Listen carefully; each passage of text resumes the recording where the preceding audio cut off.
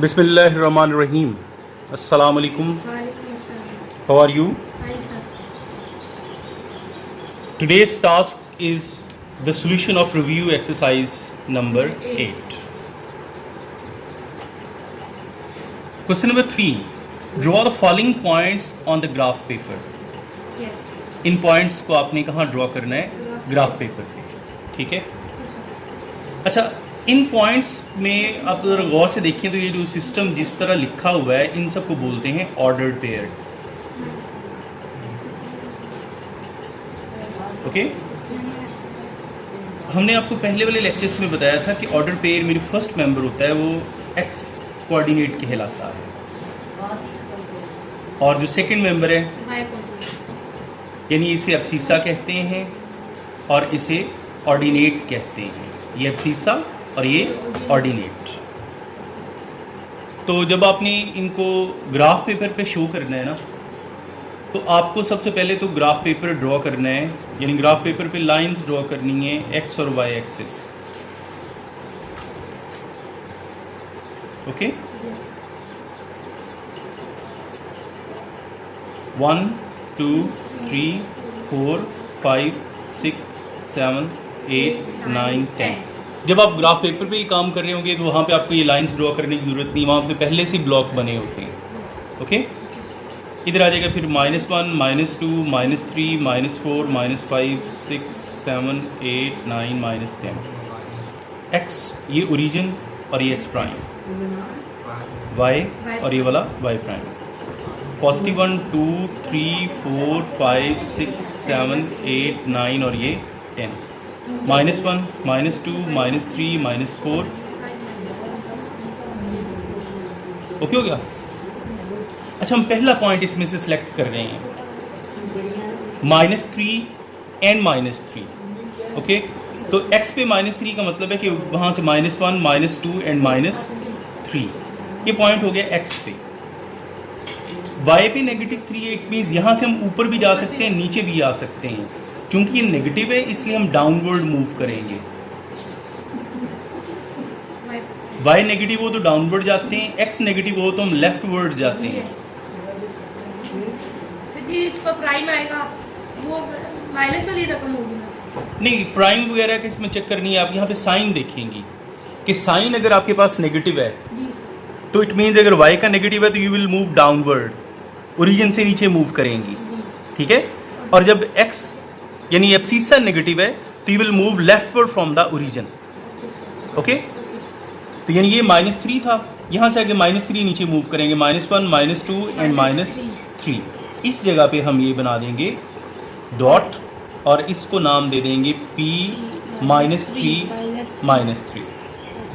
Okay. यानी यहाँ से हम इधर से और इधर से डॉटेड लाइन से इनको क्या कर देंगे, ज्वाइन. क्लियर हो गया. Yes clear. ये पहला पॉइंट आ गया -3 एंड -3. 3.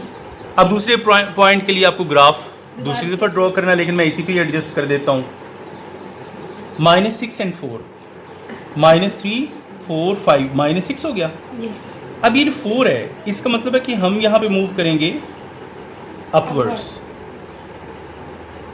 -6 से 1 2 3 एंड 4. यहाँ से आप वर्टिकली ज्वाइन कर दें और यहाँ से आप इसे हॉरिजॉन्टली ज्वाइन कर दें. ये हो जाएगा p कौन सा -6 एंड +4. सेकेंड पॉइंट एडजस्ट हो गया. मैं ये दोबारा बता रहा हूँ कि आपको इस पॉइंट के लिए ग्राफ अलग से ड्रॉ करना है, इसके लिए अलग से ड्रॉ करना है.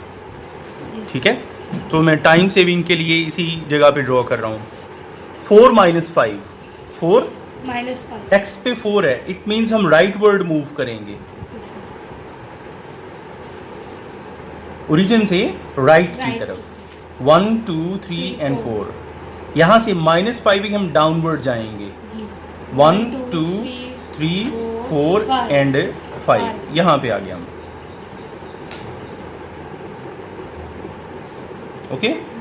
ये p हो गया 4 -5. आगे 5 3 रह गया. अच्छा, ये भी पॉजिटिव है, ये भी पॉजिटिव है, यानी राइट और upward.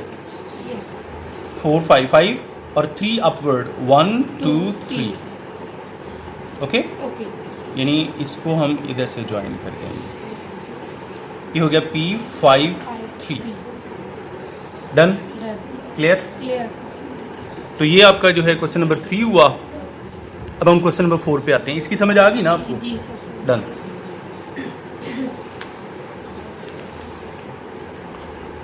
Question number 4। Question number 4 ये कह रहा है कि x इक्वल्स टू -6।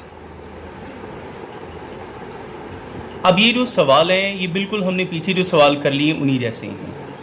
8.1 में हमने इस तरह के किए हैं, draw the graph of the following x equals to -6।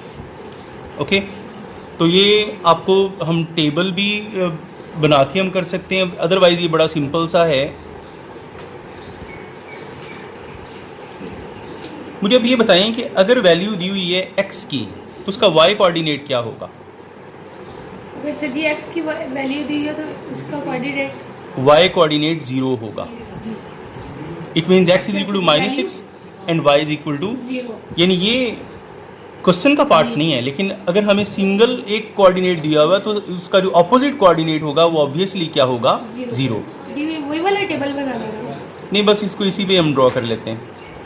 -1 -2 -3 -4 -6। Okay, x पे आ गया -6। मैंने ये कहा था उन सवालों में जब मैंने आपको करवाया था कि अगर आपके पास वैल्यू x की है तो your line will be parallel to y axis. आपकी जो लाइन बनेगी वो किसके पैरेलल होगी? y एक्सिस के। तो यहाँ से हम ये लाइन ऊपर की तरफ और नीचे यानी लाइन बना देनी है। हमें पता है लाइन के दोनों तरफ हम एरो डालते हैं और इसकी लेंथ होती है इन्फिनिट। ओके, इसको जितना मर्जी हम ऊपर नीचे ले जा सकते हैं। ये किसका ग्राफ बन गया? x is equal to -6। Okay, अब आपको ज़रा फिर मैं इन सवालों से थोड़ा सा रिलेट करवा दूं कि ये जो क्वेश्चन नंबर 4 है 8.1 के क्वेश्चन नंबर 2 जैसा है।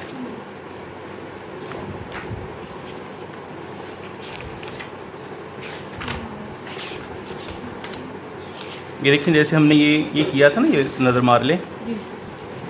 Draw the graph of each of the following, यानी क्वेश्चन नंबर 2 जैसा। ओके, ये आप खुद करेंगे क्योंकि रिव्यू जो एक्सरसाइज होती है ना, ये बेटा आपकी अपनी प्रैक्टिस के लिए होती है। मैं थोड़ा सा आपको रिलेट करवा देता हूँ कि कौन कौन सी चीज़ किससे मैच करती है।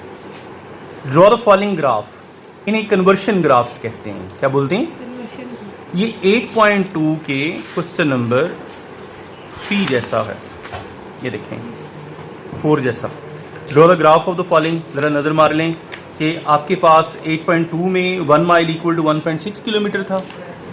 यहाँ देख लें y is equal to 0.62, y is equal to 2.5। एक चीज़ यूनिट है और दूसरी उसकी वैल्यू है, तो इसमें कन्वर्शन ग्राफ ड्रॉ करने हैं। और ये वाला जो सवाल है solve the following pair of equations graphically, ये भी 8.1 के क्वेश्चन नंबर 2 जैसा है।